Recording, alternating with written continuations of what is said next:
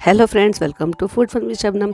तो आज हम एक और सर्दियों की मशहूर रेसिपी लेकर आ गए हैं, जो है गुड़ की पिन्नी, जो बहुत ही ज़्यादा ताकतवर और सब ताकतवर चीज़ों से मिलकर बनी है। चलिए देखते हैं इसको कैसे बनाते हैं।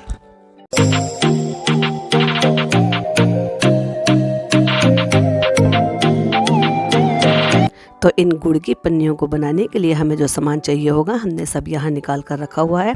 तो इसके लिए हमें चाहिए होगा, मैंने लिया है आधा cup watermelon seed, 1/4 cup melon sheet,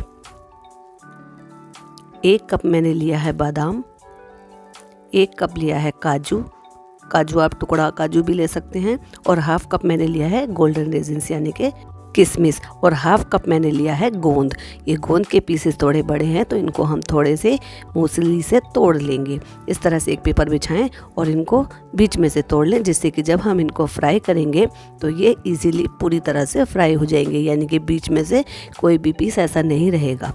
तो बस चलिए अब तैयारी करते हैं। तो यहाँ मैंने एक कढ़ाई ली है, उसमें हम डालेंगे पहले 2 टेबल स्पून देसी घी। घी हमारा जैसे ही गर्म हो जाएगा तब हम उसमें डालेंगे पहले अपने बादाम।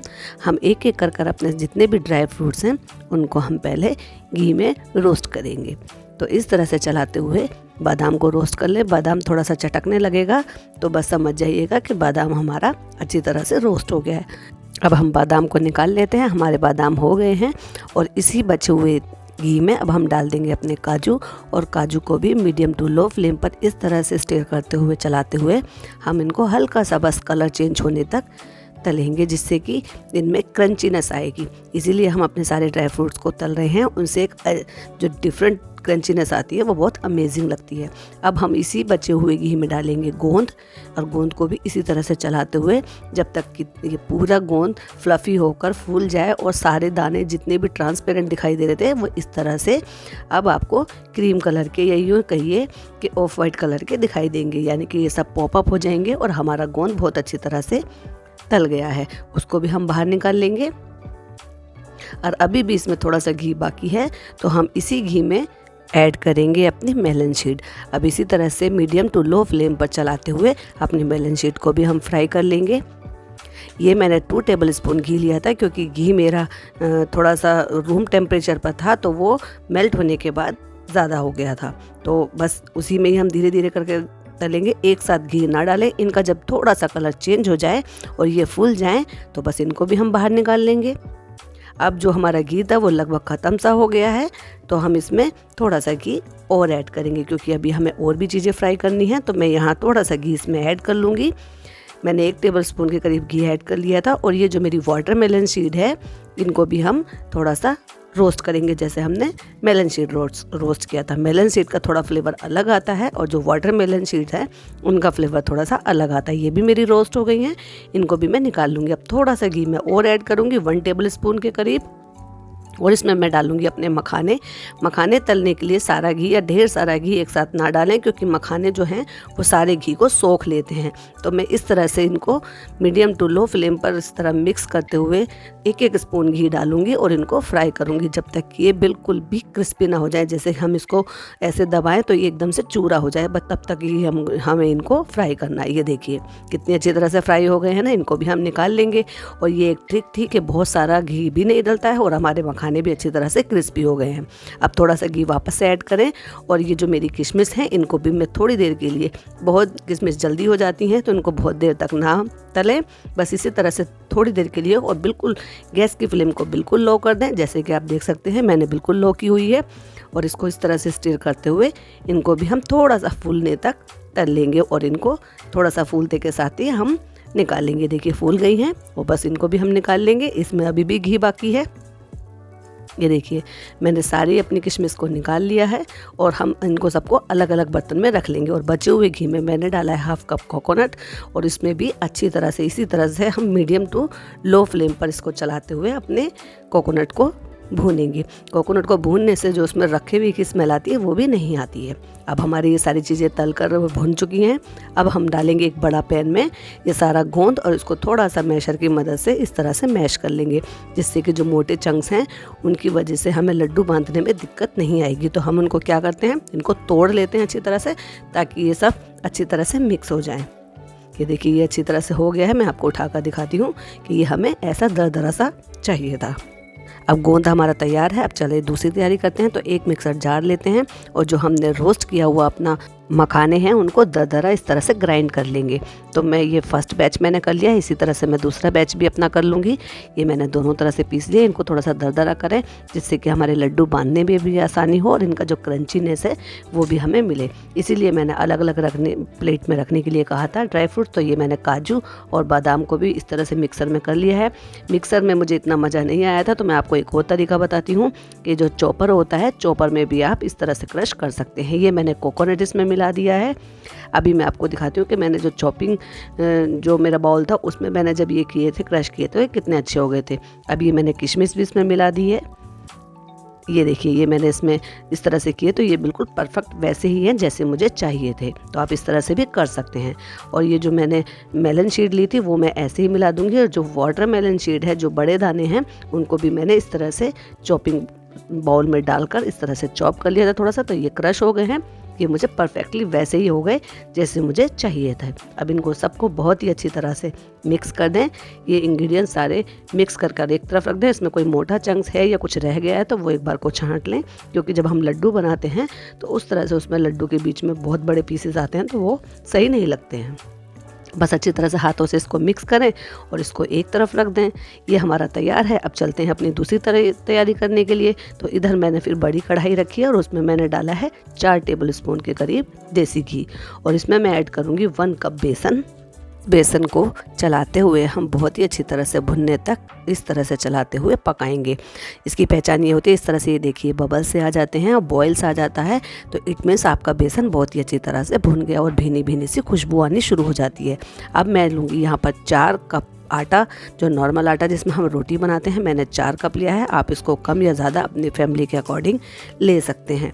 और जो ड्राई फ्रूट्स हमने लिए हैं वो भी आप कम या ज़्यादा अपने टेस्ट के अकॉर्डिंग या जैसे आप प्रेफर करते हैं उसके हिसाब से उनको बढ़ा या घटा सकते हैं। या बाकी की जो भी चीज़ें हैं उनमें से कुछ स्किप करना चाहें तो आप स्किप कर सकते हैं। यहाँ मैंने 1 टेबल स्पून इसमें घी और ऐड किया है और इसको हमें हल्का सा कलर चेंज होने तक, या यूँ कहिए कि आटे को करारा होने तक हमें इसको इसी तरह से मीडियम टू लो फ्लेम पर चलाते हुए भूनना है। बेसन हमारा बहुत ही अच्छी तरह से भुन गया था। जो बेसन हमने इसमें डाला था उससे बहुत ही अमेजिंग खुशबू आती है। देखिए आटा भी मेरा बहुत ही अच्छी तरह से भुन चुका है। अब गैस की फ्लेम को यहाँ बंद कर देंगे और इसको भी हम धीरे धीरे करके शिफ्ट कर लेंगे अपने उन्हीं इंग्रेडिएंट्स में जो हमने इंग्रेडिएंट्स अलग बड़े बाउल में रखे हुए थे। तो बस यहाँ गैस की फ्लेम को बंद कर दे, क्योंकि हमारी कढ़ाई गर्म है। तो बस इसको यहाँ से थोड़ा थोड़ा सा करके शिफ्ट कर ले, इसलिए थोड़ी देर के लिए और चलाएं। ये देखिए मैं सारे इंग्रेडिएंट्स में आटा और बेसन को मिक्स कर दूंगी इसी तरह से। ये मेरे लिए छोटा पड़ने लगा था तो मैंने क्या किया, ये सारा सामान यहाँ मिक्स करने के बाद जो बचा हुआ भी आटा रह गया था कढ़ाई में, मैं उसी में ही ये सारा बाउल पलट दूंगी।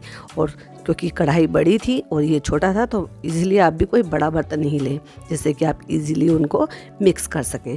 तो बस ये सारा का सारा सामान उठाया मैंने और मैंने कढ़ाई में ही पलट दिया और 2 स्पून लेकर इसको, क्योंकि अभी ये गर्म है, इस तरह से दोनों हाथों से मिक्स कर दिया है। दिखाती हूँ मैं आपको किस तरह से।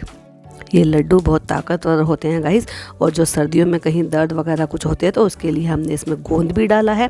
ये देखिए इस तरह से आप इनको मिक्स कर लें अच्छी तरह से, जिससे कि आटे में सारे ही इंग्रेडिएंट्स अच्छी तरह से मिक्स हो जाएं।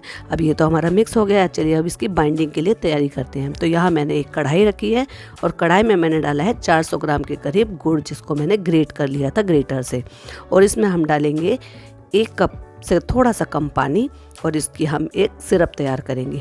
ये जो हम सिरप तैयार कर रहे हैं, ये सिरप हम इसमें सारे इंग्रेडिएंट्स में मिक्स करेंगे, क्योंकि हम इसमें चीनी नहीं गुड़ डाल रहे हैं। और गुड़ सर्दियों में खाने के लिए बहुत ही अच्छा होता है, गर्म होता है, और गुड़ से अच्छी तो कोई चीज़ ही नहीं है। अगर आपको इस तरह से पिन्नियाँ बनानी हैं तो मैं आपको यही रेकमेंड करूँगी कि आप चीनी के सिरप की बजाय गुड़ का सिरप बनाएं। ये और भी ज़्यादा इसको ताकतवर बना देता है। और इसको बॉयल आने तक हम पकाएंगे, जिससे कि हमारी जो ये गुड़ की चाशनी है ये थोड़ी सी गाढ़ी हो जाए, क्योंकि अभी ये पतली है तो इसलिए हम इसको थोड़ी देर के लिए इस तरह से चलाते हुए भूनेंगे। बस इसे हमें ज़्यादा तार वार नहीं देना है, हमें बस इतना ही देना है जिससे कि ये थोड़ी सी चिपचिपी हो जाए। मैंने ये थोड़ी ज़्यादा बनाई थी क्योंकि मुझे ग्रेनोला भी बनाना था, तो इसलिए मैंने ये सिरप एक साथ ही सारा बना लिया था। लेकिन हम इसमें इतना सिरप को मिक्स करेंगे जितना इंग्रेडिएंट्स की ज़रूरत है। तो बस थोड़ा थोड़ा सा ऐड करते जाएंगे और जब हमारे लड्डू में कंसिस्टेंसी उस आ जाएगी लड्डू बांधने की, तो हम उसमें डालना बंद कर देंगे। अभी मेरा सिरप भी तैयार हो गया है। अब यहाँ हम इन इंग्रेडिएंट्स में मिक्स करेंगे 1/4 कप रोस्ट किए हुए तिल, जिनको मैं हमेशा ही रोस्ट कर अपने पास रखती हूँ। अब यहाँ हम छानते हुए ग्रेजुअली हम अपने सिरप को मिक्स करेंगे अपने उस आटे के मिक्स में। थोड़ा थोड़ा डालते जाएं और मिक्स करते जाएं। जितनी हमें ज़रूरत है सिरप हम उतना ही डालेंगे। मैंने थोड़ा सा ये जो ड्राई वाला था ये बचा लिया था, जिससे कि एक साथ सारा गीला ना हो जाए, तो इसीलिए बस थोड़ा थोड़ा ऐड करें जितनी की ज़रूरत है। और इसको अच्छी तरह से 2 स्पैचुला या 1 चमचे से अच्छी तरह से मिक्स कर लें नीचे से घुमाते हुए। बस इसको हमें इतना ही रखना है जितने कि सारे इंग्रेडिएंट्स में ये बाइंडिंग हो जाए और हमें लड्डू की कंसिस्टेंसी इस बैटर की मिल जाए। और ये देखिए मैं अब आपको दिखाती हूँ। बस मुझे इससे ज़्यादा अभी सिरप डालने की ज़रूरत नहीं है, क्योंकि ये मेरी बिल्कुल परफेक्ट कंसिस्टेंसी है। मैं अभी आपको बहुत ही अच्छी तरह से मिलाकर दिखाती हूँ, क्योंकि ये गुड़ अभी हमने पकाया था तो ये बहुत ज़्यादा गर्म है। तो इसी तरह से मैं अभी इसको स्पैचुला की मदद से मिक्स कर रही हूँ। जैसे ये थोड़ा सा छूने लायक हो जाएगा तो गरम गरम में ही हमें लड्डू बनाने। ये देखिए मैं बनाकर आपको दिखा रही हूँ। अभी ये बहुत ज़्यादा गर्म है, तो बस जब ये छूने लायक हो जाएगा, ये देखिए बस ऐसे ही हमें बनाना है। पन्नियाँ थोड़ी सी लंबी होती है। यहाँ थोड़ा सा मैं इसमें ऐड करूँगी देसी घी, जिससे कि फ्लेवर बहुत अच्छा है। और जो लड्डू की शेप होती है वो गोल होती है, या फिर आप इसकी पिन्नियाँ बनाएं जैसे लंबी लंबी सी, थोड़ी सी अभी हाथ में मैंने बांध कर दिखाया था, या फिर आप लड्डू बनाएं, ये आपकी अपनी चॉइस है। बैटर सेम ही होता है। तो अच्छी तरह से इसको मिक्स कर लें और फटाफट कोई भी एक मेज़र कप या कोई भी सेट कर लें किसी भी तरह से। मैं दिखाती हूँ। मेरे पास इस तरह का एक फ्रेम है, या यूँ कहिए लड्डू बनाने की शेप है। तो इस तरह से मैंने सब एक ही साइज़ में बना लिए थे, जिससे कि लड्डू की जो परफेक्ट एक ही साइज़ आता है। तो ये देखने में भी बहुत सुंदर लगते हैं। ये देखिए मेरा लड्डू बिल्कुल तैयार है। तो इसी तरह मैं सारे अपने बांध लूँगी। कुछ मैं थोड़े छोटे भी बनाऊँगी, जैसे किसी को अगर टिफ़िन में देना है, मेरे हस्बैंड खाते हैं, तो उनको वो छोटे छोटे से पीसेस जो है इस तरह से भी आप बना सकते हैं, या आप अपनी चॉइस के हिसाब से बड़े या छोटे आप बना सकते हैं। तो ये देखिए मेरे सारे एक ही शेप के आ रहे हैं ना, बिल्कुल परफेक्ट, देखने में भी सुंदर लग रहे हैं। तो इसीलिए आप ज़्यादातर एक ही साइज़ से बनाइए। ये देखिए मैंने टेबल स्पून लिया है जो हमारे डब्बों में आते हैं, इससे मैंने ये थोड़ा छोटा बनाया है। ये देखिए मेरा बड़ा लड्डू और ये छोटा लड्डू, और इसी तरह से मेरे सारे लड्डूस तैयार हो गए। ये यूँ कहिए गुड़ तिल के ड्राई फ्रूट्स के ताकतवर पिन्नियाँ मेरी तैयार हो गई हैं। तो आप भी इसी तरह से बनाएं और इन सर्दियों को ठंड से बचाने के लिए ताकतवर लड्डू बनाएं और अपनी फैमिली को इम्यूनिटी वाले लड्डू खिलाएं। तो ये बहुत ही ज़्यादा ताकतवर होते हैं। गुड़ हमने इसमें डाला है, अगेन वो बहुत गर्म होता है। ड्राई फ्रूट्स इसमें डाले हैं, अगेन वो बहुत गर्म होते हैं। हमने इसमें गोंद डाला है, वो भी बहुत अच्छा होता है दर्द के लिए। वीडियो पसंद आए तो वीडियो को लाइक करें, हमारे चैनल को सब्सक्राइब करें। मिलती हूँ नेक्स्ट वीडियो में। अल्लाह हाफिज़, बाय बाय, टेक केयर।